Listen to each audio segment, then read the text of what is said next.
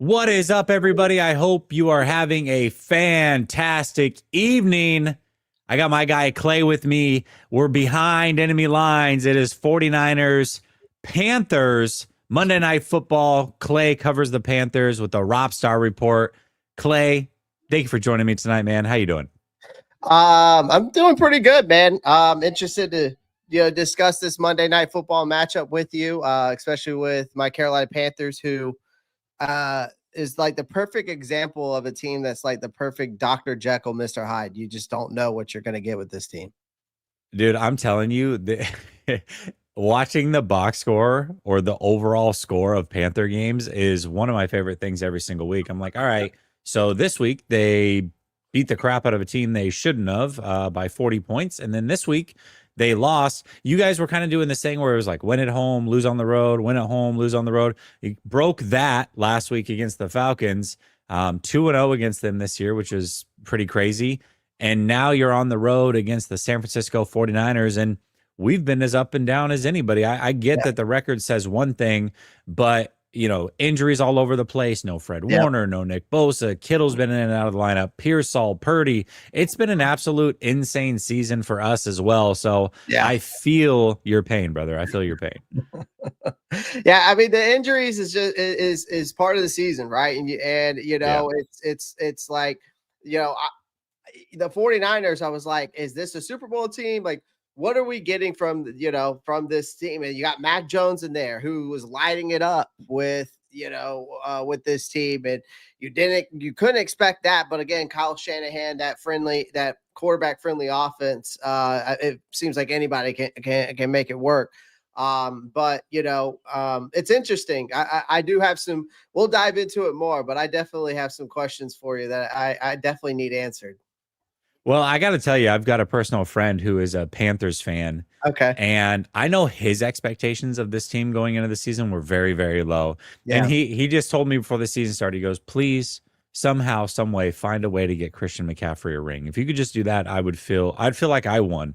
So good. I'm just going off of what his expectations were of the team. Now, I will say the Panthers were a team that Bryce Young in particular was like left for the dead last year. Obviously, he came back, looked really good, and it looked like there was something building with the Carolina Panthers. And then this year started off a little slow. It was win on the road, win at home, lose on the road, as we talked about. What were your expectations of this team? I'm very, very curious to see what your thoughts were of this team coming into the season. Yeah, my expectations were plain and simple. It was have a progress year, right? Just build off those last 8 weeks, Bryce. Like, you showed us the last 8 weeks of the season that you could get the job done. The problem was, can you be consistent enough? Right. And I was thinking, looking at our schedule, very winnable games, especially with the first start of the season. Right. And I thought that we had a very, decent. We had one of the easiest schedules in the league going in. I think we were ranked 7th in all of the NFL.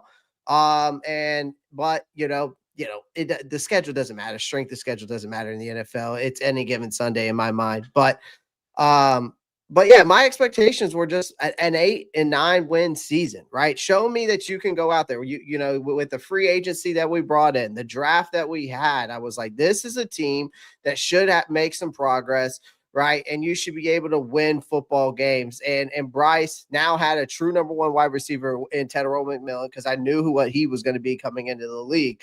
That's all my expectations were. And it didn't start out too great, right? You start out 0-2, then you find, the emergence of Rico Dowdle, and all of a sudden you're sitting there at 500, which you haven't been 500 since like 2021. And then you have a winning record, and then you lay a major goose egg in the Saints after you just beat the Green Bay Packers, who you weren't supposed to beat, right? Or not expected to. And then you go into Atlanta, which Atlanta was one of these teams that really, from a roster standpoint, should be beating the Panthers. And we swept them. Penix goes out for the year. You got, and then you got Drake London, who's day-to-day with them now. And so then Bryce goes out there and throws for 448 yards and 3 touchdowns, and he's only been averaging 168 yards through the air. and he hasn't looked consistent enough. And so you're just like, where has this Bryce been all year? So my expectations, though, going in, I know that was a lot more than what you asked for, but my expectations were just Bryce, please be consistent and show us that you can be the guy. And it's just been so much up and down. I again, it's the true definition of Dr. Jekyll, Mr. Hyde, and you just don't know what you're going to get. Yeah, that's interesting. You know, one of the questions I had was, do you feel like Bryce Young is the guy? And I know the fan base is back and forth. Interesting start to a career because Bryce Young, first overall pick, CJ Stroud comes in behind him. CJ Stroud absolutely crushes as a rookie. Looks like he's destined to be great in this league. And you're going, oh, dude, we traded all this for Bryce Young. We could have had CJ Stroud. And then CJ Stroud starts to decline a little bit. Bryce Young gets benched. It looks like he might be done. Then all of a sudden he comes back and he looks great last year. Maybe he's better than CJ. And then this year they're both kind of up and down. We don't know what either one of them are. This, you know, such is life for a young quarterback in the league.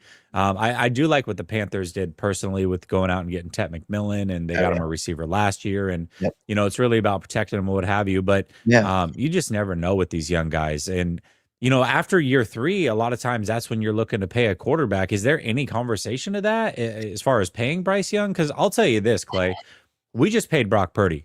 And I've watched your show, and I know you're not a fan. Yeah, it's you know, the thing is, it's not like I'm not a fan of Brock. He's a good guy. He's a good quarterback. There's like there's no person. For sure, there's no denying he's a good quarterback, but good quarterbacks don't deserve to get paid elite money, in my opinion. And when you do that, you put yourself into Super Bowl purgatory. And so that's where I feel like the 49ers are probably headed. So is there conversation about extending Bryce? Is he certainly going to have to play out at least one more year? Like, what is the conversation around him as far as money goes? Yeah, I mean, the talk has been about the 5th-year option. Are they going to pick it up, right? And so it's like, it's not about paying him. But the thing is, his 5th-year option, because he's a number 1 overall pick, is like $30 million. So I don't know if I'm willing to pay what I've seen out of Bryce, $30 million. And I've just been being completely honest. And just to give you some context, I've got people who's calling me a fake fan because we have the difference in Carolina is there is Bryce lovers, and then there is the team lovers. I'm a team lover, right? I want what's best for the team. Okay. I love Bryce as a person, the same way you feel about Brock.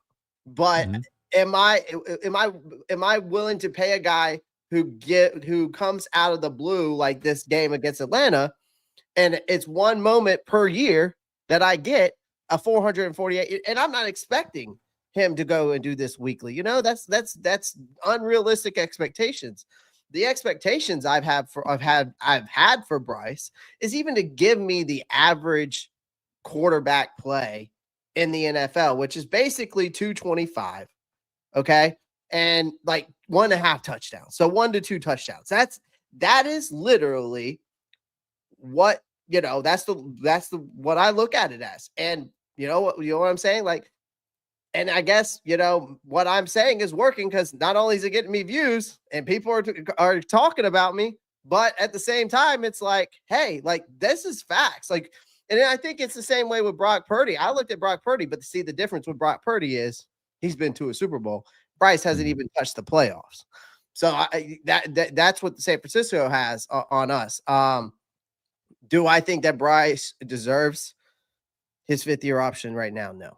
He hasn't proven to me that he is that guy, right? Until he can consistently go out there and win more games when the run game isn't going, or if we can just find that balance between the run game and the pass game, which I think maybe we might see now, because I feel like Dave Canales after this game has really opened up the playbook. That was the most explosive plays we've seen from Bryce all season, which was 10 plus more explosive plays of 20 plus yards throws. And it's like, well, we know he can do it. What is really holding him back? Because you go out, like I said, in the draft, you draft Tre'von McMillan. The year before that, you get him another wide receiver. You've had consecutive years of drafting a tight end. You get 2,000-yard backs, and your offensive line finished last year in the top 10, and they're still, even with the injuries, it's still a top 15 offensive line, top 10. So it's like, what is not clicking? right? Where is the misconnect, right? And part of it, I think, is Bryce. I think part of it also is Dave Canales babysitting. I was going to ask you about that because, you know, listen, if you coach Baker Mayfield, apparently you get a job because this guy is landing jobs for people left and right across the league. And I feel like all of them have actually done a good job. He's had a new offensive coordinator every single year of his career, and he's somehow making it shake right now. And the scary part, Clay, is when I look at somebody like Bryce Young, the talent is clearly there. It's always been there.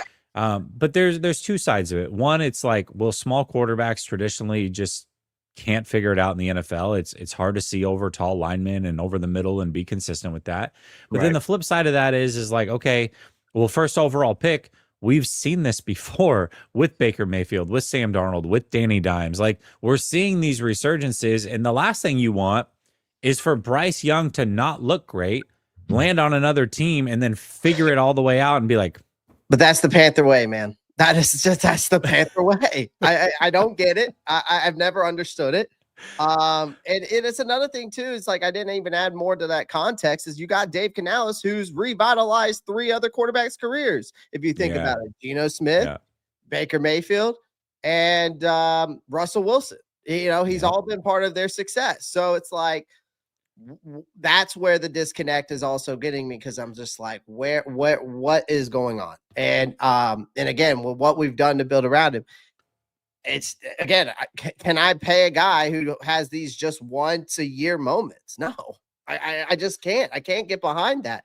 Do I want him to be successful? And I think that's where a lot of people get misconstrued with my scrutiny and criticism, is that yes, I do. It's just that what has he shown to me besides, yes, flashes of potential, but not consistently enough? Yeah, that makes it really tough, man. And, you know, honestly, if you don't pick up the 5th-year option, you can do something like the Packers did with Jordan Love. Now, a little bit different situation. Jordan Love didn't start till later in his career, and so it was really hard to pick up the 5th-year option without really knowing anything about him.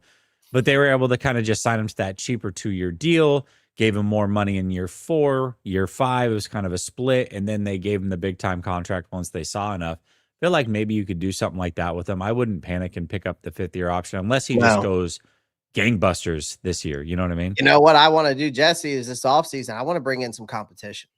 And Mac Jones actually has been one. I was just gonna say, I swear, I was just gonna say, you know, Mac Jones might be available.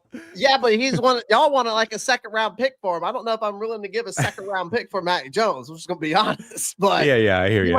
You might get a 5th or a 4th out of me, maybe. But like, let's calm down on the 2nd-round pick now, because I could go and get Tyler Shuck in the 2nd round and look what he did against us. You know what I mean? But yeah. I guess my question to you is now, since we're talking the quarterback, and I know your whole thing on Brock Purdy, what have you seen with Brock Purdy now actually back to seems to be full strength? And are you overreacting to at all a one good game against the Cardinals, or are you kind of putting the break down? Yeah, listen, I'm not a big quarterbacks wins guy. I'm just not. Like, when I look at a team, I look at team wins, team losses, and then how does the quarterback play within that context? Now, they won, and Brock played really well. So it's not like I'm going to sit here and be like, well, they won in spite of Brock, because that's not what happened. Brock did play really good football. But to me, Brock has these consistent issues that win or lose, like I can look past the Cardinals, who aren't a good team, have lost like 7 of 8, and just watch Brock for what he is. And 2 things I know about Brock. One, each year he's been in the league, he's held the ball longer than the year prior. And in this game, he held it for like 3.3 seconds. That's not going to fly long term. You start playing good defensive lines, some of these teams that can get home, you have to be a quicker decision maker, especially in this offense. Yeah. And the other thing is he has this thing where he feels like he's got to put on a Superman cape and make plays that just don't have to be made. And usually it happens on early downs. You know, there are interceptions that happen in this league, Clay, and to me, they're built different. Sometimes you have an interception, you look at the box score, and it's like, well, he threw an interception. It's like, well, yeah, but that was a 4th down. He threw it up for grabs 30 yards down the field. It was picked off. Actually, it was like an arm punt. It was really no harm, no foul. Or there are interceptions like, well, yeah, you were in scoring range. You had a chip shot field goal and you threw an interception on first down. Like those things are not created equal. And what I continue to see from Brock is he puts the ball in harm's way, especially on early downs, instead of fighting to live another play and maybe throw the ball away when there's just nothing there. And we saw that a little bit last week too. He broke containment, which was awesome. That's what you want to see. That's what everybody who really wants to see Brock Purdy is like, well, listen, he can move a little bit. He's got that 10-yard split, his quickness. He can get away from these defenders. So that's great until you break containment just to throw across your body and into double coverage and throw an interception, which he tried to do twice last week. So that's my biggest thing. It's not that can he play well or should he be the starter? Because quite frankly, I mean, if we're just comparing apples to apples, Mac Jones, Brock Purdy's a better player. He is. Oh, but for sure. it's Brock Purdy at $53 million or Mac Jones at $4 million.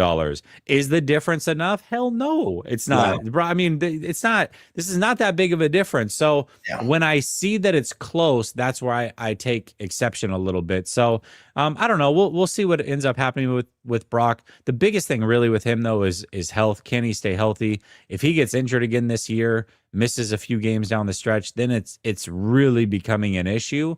So we'll see how it goes. I do imagine that they will shop Mac Jones. I don't know that they'll get a second for him, but there is a quarterback waiting in the wings that was drafted this year, Curtis Rourke, the Maple Missile. Do not sleep on him. I feel like he is a Kyle Shanahan guy, and he is what's making Mac Jones expendable this offseason, but we'll see. He had, and I know Curtis Rourke pretty well because I do a lot of draft content on my channel, and he had one of the quickest releases coming into that draft class. So I like Curtis Rourke a lot. And he's got a big arm and he can sling it and he can get the ball out quick and he's pretty accurate as well when you watch him in Indiana. He's a Shanahan guy, I'm telling you. But he is a guy, he's a gunslinger. He does not care. When you watch him play, he does not care. He is Jameis Winston, Brett Favre, those type of guys who's just going to absolutely launch it. And he's got the arm and the size to do it. So he's an interesting player. So I could see Kyle Shanahan falling in love with him and him being the next project for Kyle. But we'll see how it plays out. One question I do have for you is and I follow the NFL very, very closely. I got to be honest, I don't know what the injuries look like for the Panthers at all, and I haven't looked into it. The 49ers have a plethora of injuries. I already told you, we know that Nick Bosa is out for the year. We know Fred Warner's done for the year. This last week, however, they lost Tatum Bethune, who was Fred Warner's backup. He has a high ankle sprain. Chances are he's not going to play. At the beginning of the year, the 49ers started with a kicker in Jake Moody that they had drafted in round 3. They cut him very early in the season, brought in Eddie Pinheiro, who's been phenomenal for them. Special teams player of the month, his first month out. He hurt himself this last week. He's not going to play. So we're on to our third kicker. And then first round draft pick, Mykel Williams, also done for the year. Lots of injuries for the 49ers. Brandon Ayuk's another one who didn't start the season. They still haven't opened up his practice window. So that's what we're looking at on the 49ers side of things. What do the injuries look like for the Panthers? Bryce was he didn't miss a snap on Thursday. I think they would limit him on Wednesday, if I'm not mistaken, because of that ankle injury that he suffered and continued to play through and got stepped on by his right guard like twice. So it's like, it's crazy. In that game, he was able to come back multiple times. But two of our linebackers, though, unfortunately, Christian Roseboom, hip/hamstring is going to be out officially. They announced that today. They automatically listed him out. Tre'von Wallace is questionable at this point. Shoulder, another starting middle linebacker. He was the one that was given the green dot, calling the plays for the defense out there, alongside Christian Roseboom in the middle. We'll see if he plays. Claude Trulis, I think, has stepped up nicely for us. He was laying some lumber this past weekend against the Falcons.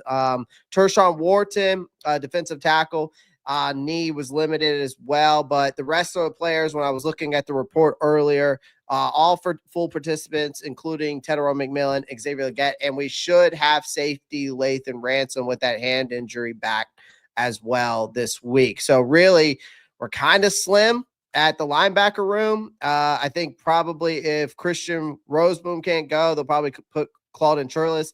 We might even see Bam Martin Scott maybe get some burn out there as well, who was an undrafted rookie out of University of South Carolina.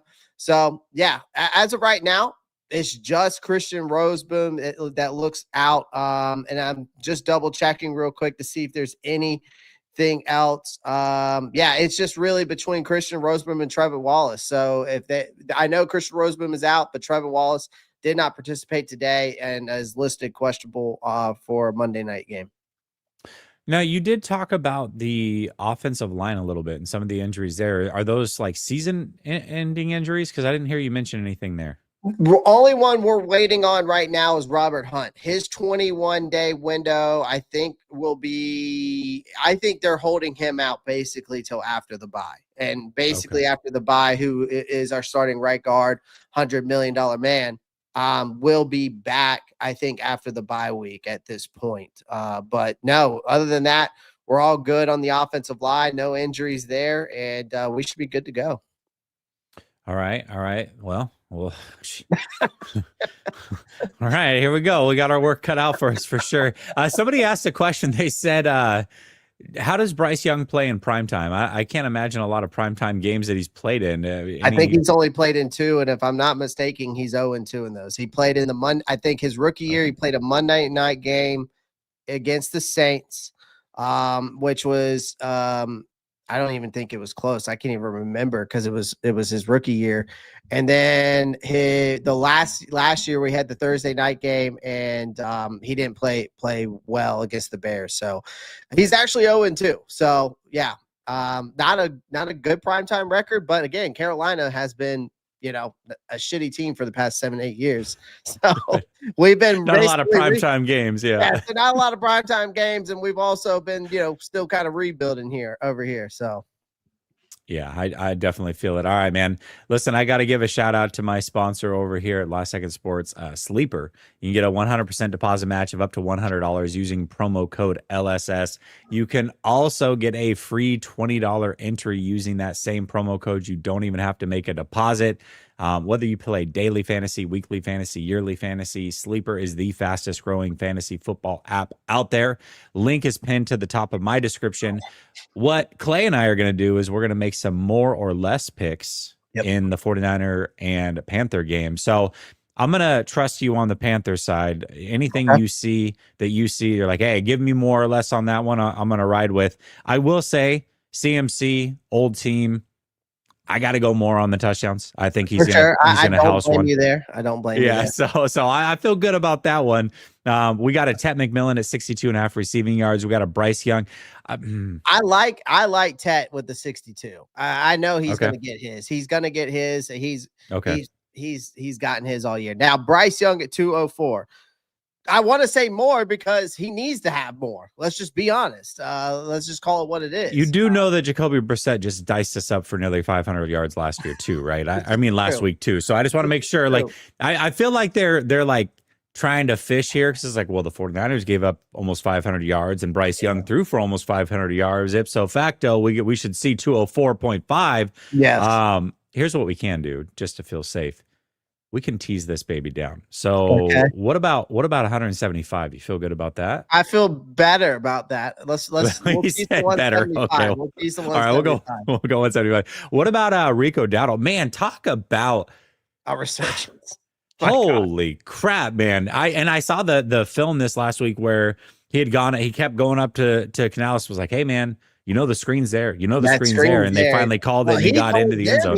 He's like, hey, that screen's there. Like, it's there. Like, just give it to me and I'm going to make it happen. And they called it for him. And he basically made it happen. Unfortunately, he stepped out there. He goes, I should have wore white cleats, but, but I mean, definitely I'm going to take Rico Dowdle on that because I do think going forward, Jesse, like if we're going to push the playoffs, I think that the Carolina's got to get that run game back to a balanced position because really the past 2 weeks against the Falcons and the Saints, our run offense has struggled a little bit. I'm gonna fade Pearsall on the less on the TDs. Talk to me about your secondary a little bit. That's a question that I have. First of all, let me put this in. Sure. $10. $10 at 4.5 times. I'll We're gonna shoot, I'll submit shoot you, that. I'll shoot you a Venmo for it. Yeah, perfect. There we go. We got 5 minutes there. We're gonna let that ride. So 10 to win 45. You can fade us, you can tail us. That's completely up to you. But either way, use promo code LSS. Yeah, talk to me about that secondary. I am curious about it. Yeah. JC Horn and Mike Jack have played well lately.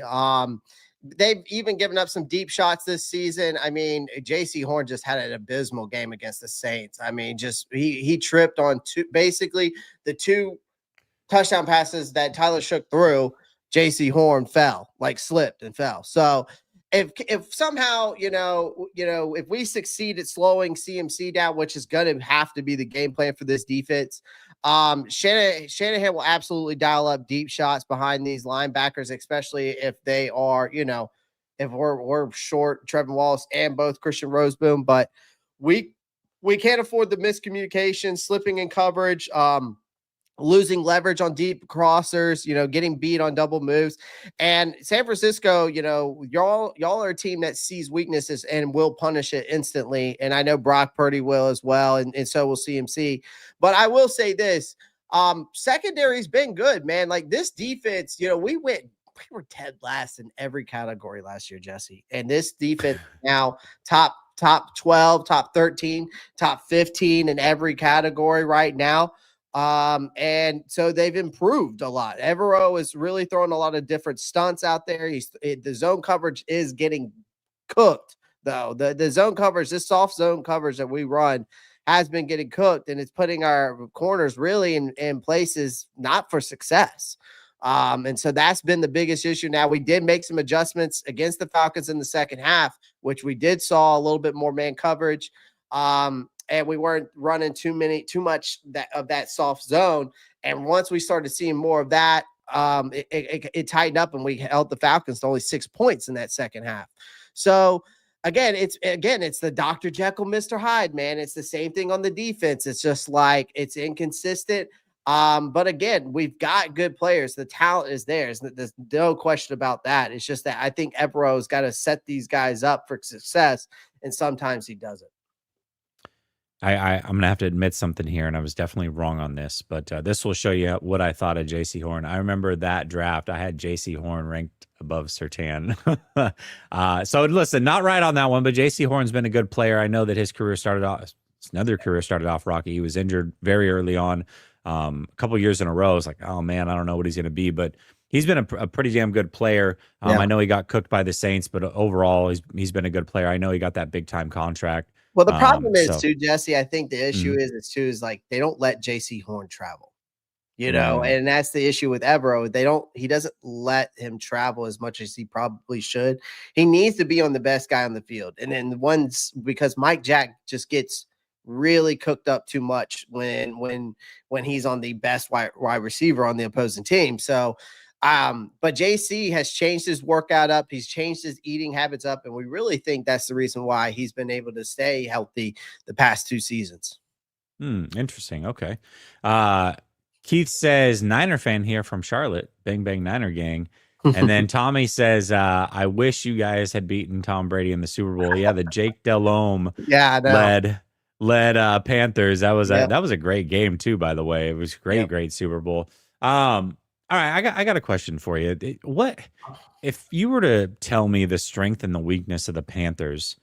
What is it? Like where is it that you guys win games? Where is it that you guys really struggle? Like what is this team's identity, man? This team's identity for the most part has been ground and pound, right? Like stop the run, but we will run the ball down your throat. And that's basically how we got to where we were. Rico Dowdle's having this resurgence, right? He's going out there looking like prime Adrian Peterson, and then you've got the defense who is like with Derrick Brown back. Derrick Brown, I don't care what anybody says, and maybe it's a hot take. I think Derrick Brown is probably, if not number 1, number 2 defensive tackle in the league, just because of how much he means to this Panthers defense, because when he's in there, they are able to stuff the run, and he makes people better around him, right? And he just elevates that team, and he gets the guys on the line in the right positions, and he really diagnosed plays, got a great IQ, got a high motor for a big man, and he's just able to make plays. So Derrick Brown is definitely a big part of that. But the strength of this offense has been the ground game before Bryce had this huge breakout game against Atlanta, and that's really been the strength. So yeah, that's but our weaknesses again was the whole not being able to stop the run, and then now with Derrick Brown is back.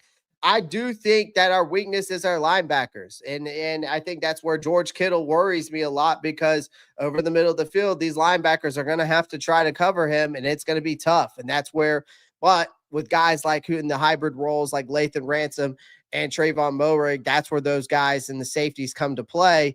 And who Tre'von Moehrig was worth every $51 million guaranteed money, which he has been an absolute monster this year.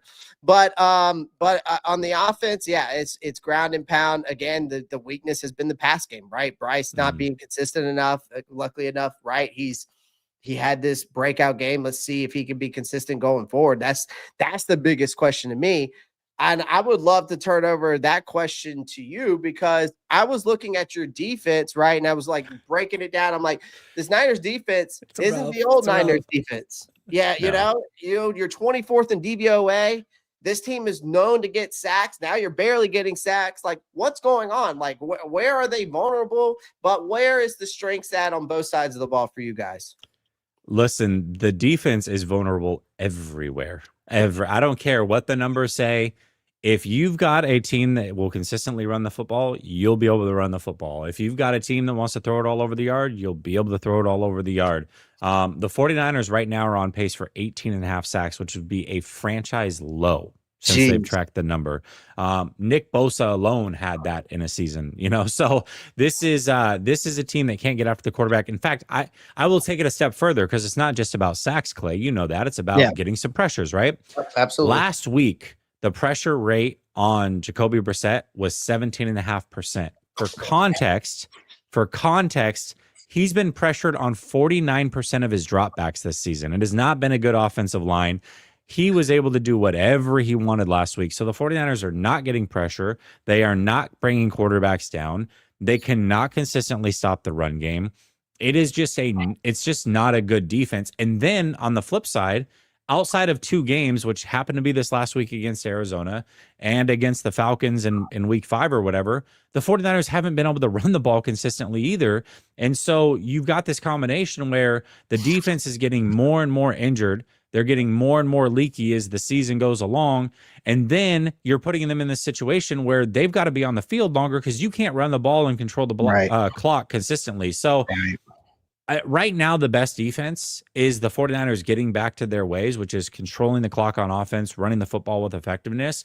And we'll see how that goes this week and every single week, because it really has been back and forth.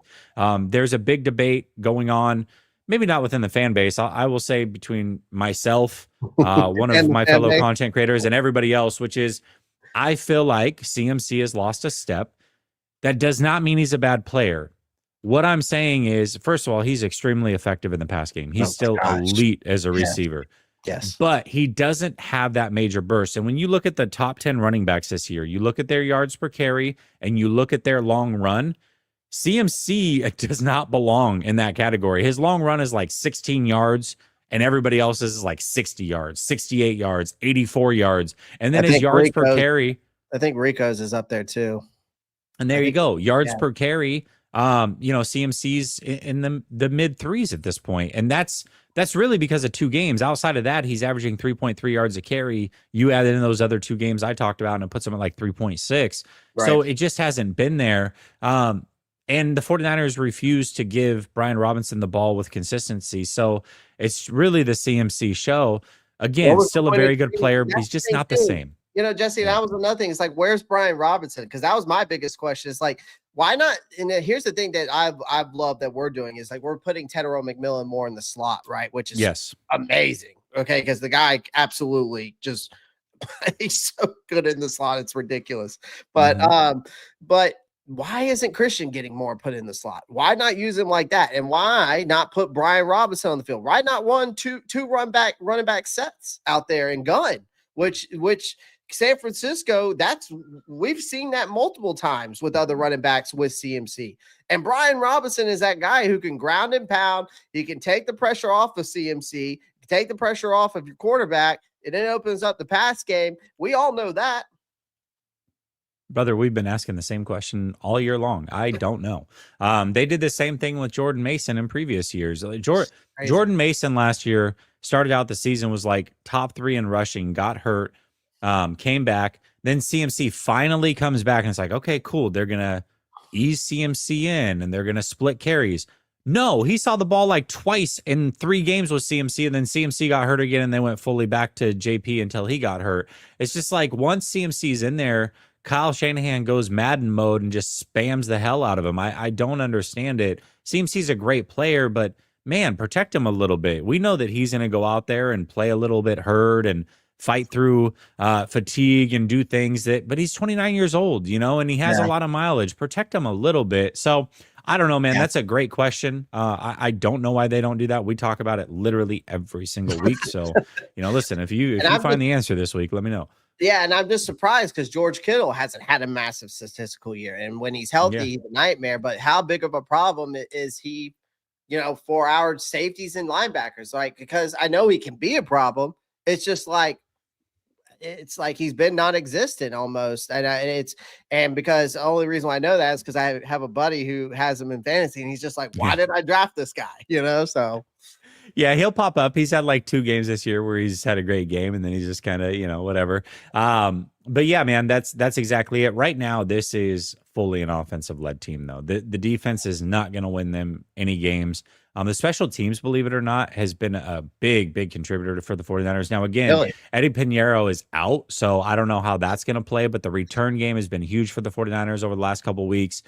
Sky Moore, that's been a fantastic trade. They got him from the Chiefs for dirt cheap right as the season started, and he's been great in the return game. So, yeah, that's it. I mean, they basically are trying to hide the defense and keep them off the field because teams can do almost whatever they want against them. And so as long as the Panthers come in and have a sound game plan and Bryce Young can protect the football, I don't know why they couldn't move the ball up and down the field at will against the team. Now, putting the ball in the end zone, that might be a different story, but getting the yards is not going to be the issue.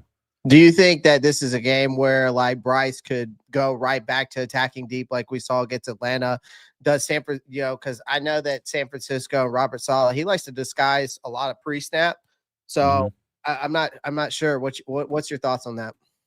Yeah, I do think he might struggle to go deep. So if he's going to try to take a lot of shots, that's one thing that Robert Saleh will do is he'll give a lot of off coverage and just protect. He'll make you go up and down the field, dink and dunk, and he's hoping that in that 12-play drive, maybe you guys make a mistake and we can get lucky and pick you off. Because he knows that you're not gonna.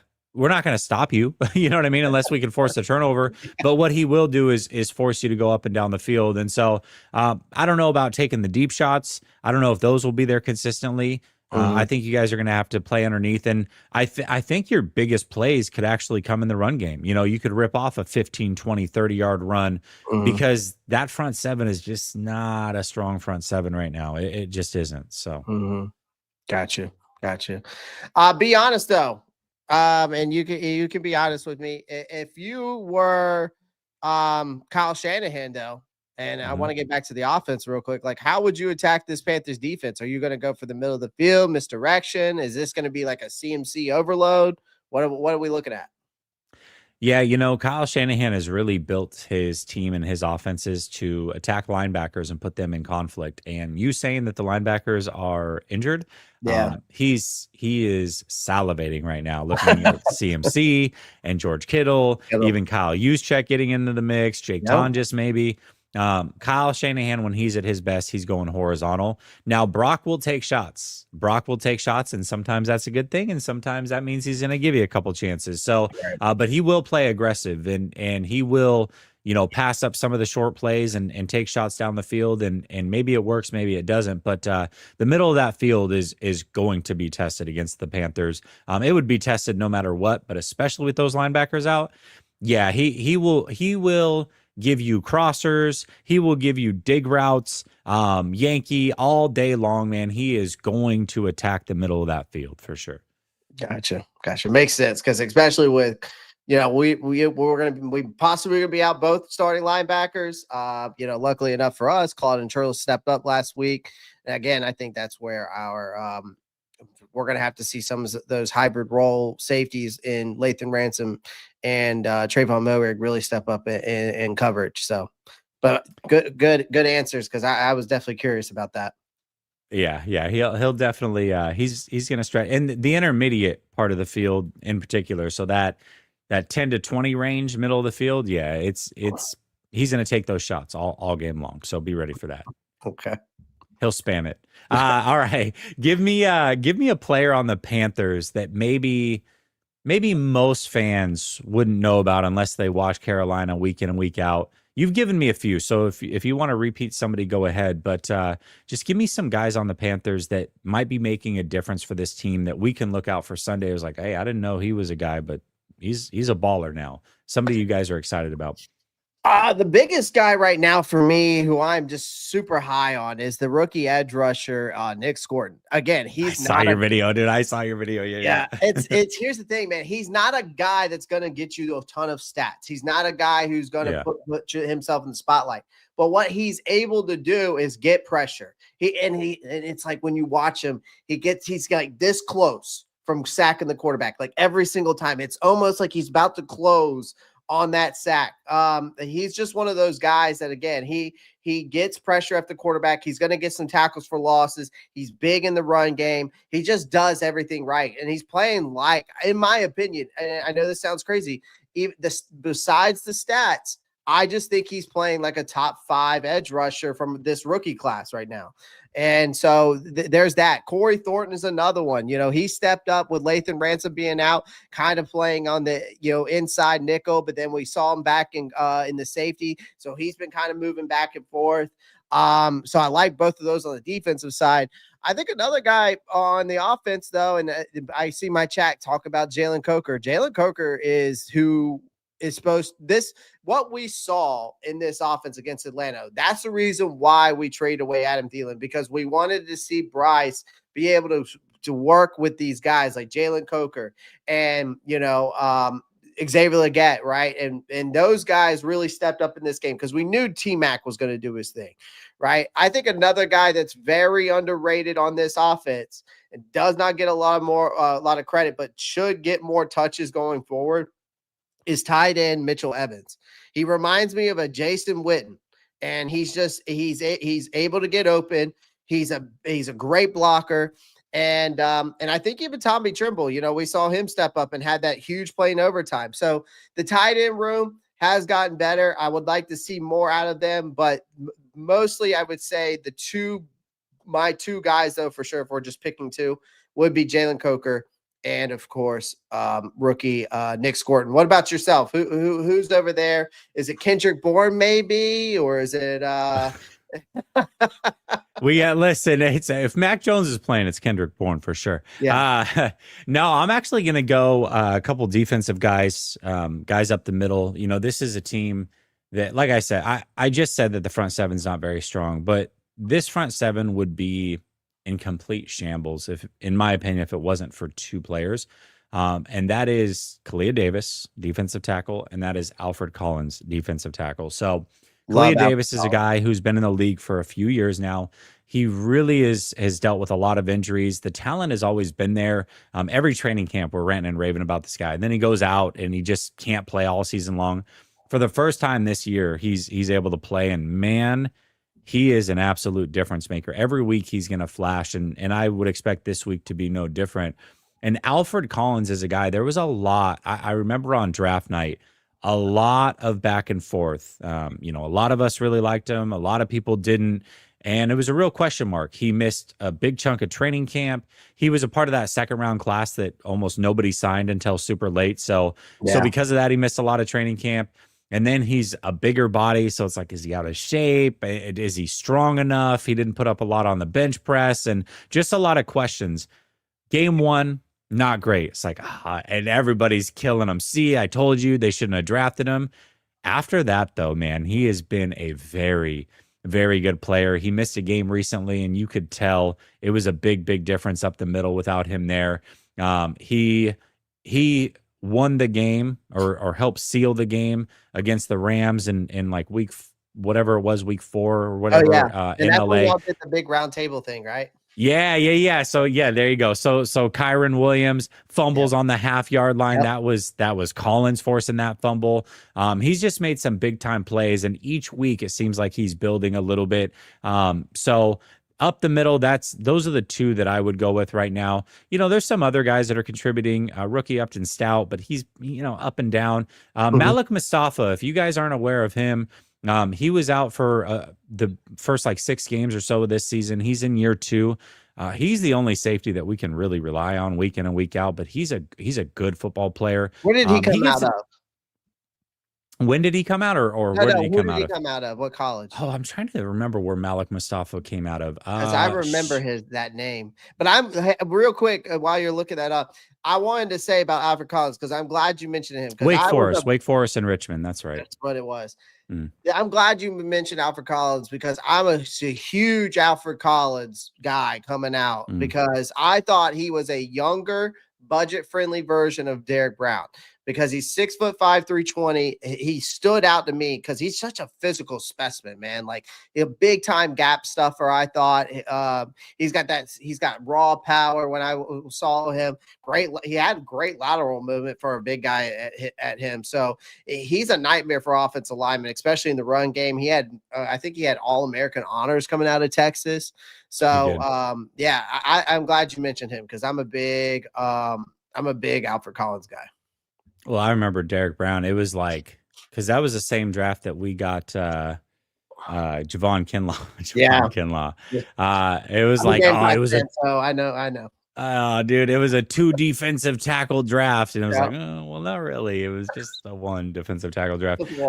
So yeah, but yeah, man. So those are the guys that I would mention. Offense, it's your usual suspects, man. Trent Williams still making a difference. CMC, Kittle. Ricky Pearsall was our first-round draft pick last year. Gosh, he's shown some great flashes, but he's been injured a ton. He's very up and down. Obviously, we know that Brock Purdy's back. So it's your usual suspects, Juwan Jennings. So that's basically it. A lot of young guys on defense. And, again, I mentioned a lot of young players. Part of that also means that there's going to be mistakes made. And we see that week in and week out as well. So we'll see how it plays out. But that's the way that I would pan it out. All right, brother, unless there's something else that you want to cover, it's that time of the show where we got to make a prediction. We got to talk about who's going to win this game. I will tell you this, interestingly enough, we talked about the expectations for the Panthers, and I don't know what a lot of Panthers fans thought of this team going into it. This game right here might be the decider and whether the Panthers make the playoffs or not. It really could be. These are 2 teams fighting for their playoff spots. The 49ers are currently in the 7th seed. The Panthers are just on the outside looking in. But when we get to the end of the season, this will be a game that you guys will look at and say, we lost that one. That's why we didn't get in. Or, hey, that was a huge win. Now we're going into the final week of the season where if we get a win here, we can get into the playoffs. This is the game that you're going to look at. And so the 49ers are looking at this game. They're looking at the Chicago game. Those are the 2 that they really have got to win. 49ers at home. I do feel good about that. Give me your score prediction. Who do you think wins this game? And what's that final score? Yeah, I when I did my early predictions, of the schedule this year, I said there's always 1 or 2 games that Carolina steals, at least one that they shouldn't win, right? And this was one of the games I lined up to be that, right? Because I don't see us beating the Rams at home, and I think if we're going to steal one, this is going to be the one. And I got the Panthers winning this. I think it's 27-24, something like that. I think it's going to be a slugfest. I think it's going to be a shocker for this team. This is a game where Bryce makes maybe a game-winning try, which I got to give the kid credit. He's had 10 in his career, so he's clutch. We know that. And I just think our defense finds a way to survive long enough. Carolina isn't supposed to win this game, but which is exactly why they might. And so I'm taking my team in this one. And I know I haven't picked them a lot this year, but I'm going to take them in this one in an upset. Interesting. I like this. Well, Papa, get prepared, man. Hold on to your shorts because you're going to be shocked as hell. Before I make my pick, Joseph says, "Hey Jesse, F Brock and the Niners." By Jesse. All right. Well, I appreciate you, Joseph. I am taking the Niners in a very similar score. Actually, I picked it on the round table. I'm going to stick with that. I'm going to go 27-23. So our scores are almost identical, except for the opposite team winning. Again, I do think this is going to be a close game. I really do. I just think that the Panthers have enough to stick around here.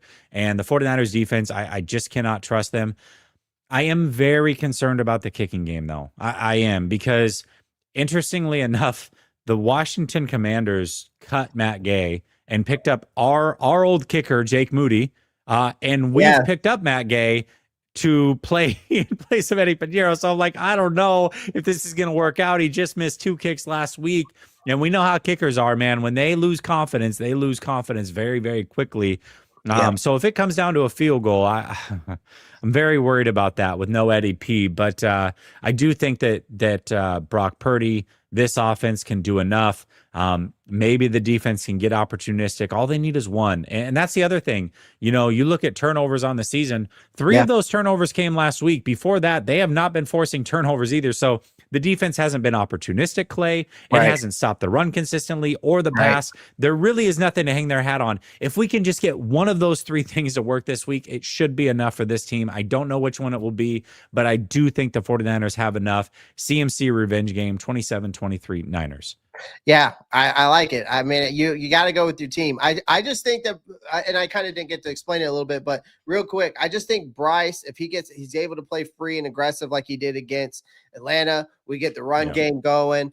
You know, our defensive line is able to force CMC on the outside a little bit more, which I think that we're going to be able to do, and score. That's the loss of step thing, right? If you can get him doing those outside zone reads, that's where you can contain him, in my opinion. Yeah, right. And so that's what kind of where my head's at, which I think Carolina's defensive line is most definitely can do between Scourton and Derrick Brown. But these are one of those games that Carolina is not supposed to win, like I said, which is why exactly they might. So I like it. Alex comes in and says, "Let's go faithful." And then Spider says, "I agree. The Niners lose this one." Wow. If the Niners lose, it's going to be a devastating loss because they really do need this one. And same thing with Carolina. So I'm curious to see how this one plays out. But either way, man, hell of a show. Clay, thank you for giving us nearly an hour of your time. Absolutely. Clay covers the Panthers on the Robster Report. Definitely, Robster Report. Definitely check him out. Because, listen, even if it's just to talk crap after the 49ers win, you guys want to go flood his chat. I'm sure he's open to that. He does the game companion, so he'll be live during the game as well, right? Is that correct? Absolutely. Every single week. So definitely check him out for sure. Clay, thank you so much for joining me, man. This was fantastic. Good luck to your Panthers the rest of the way, just not this week, Yeah. Same to you, man. Same to you. All right, brother. Hey, everybody in the chat, we really appreciate you. Enjoy your weekend. Remember, this one's on Monday night, so we get a little prime time action. Yes, sir. We'll just play this one on the way out. There it is, baby. Monday Night Football. All right, fellas. You guys stay classy. We'll talk soon. Much love. Peace.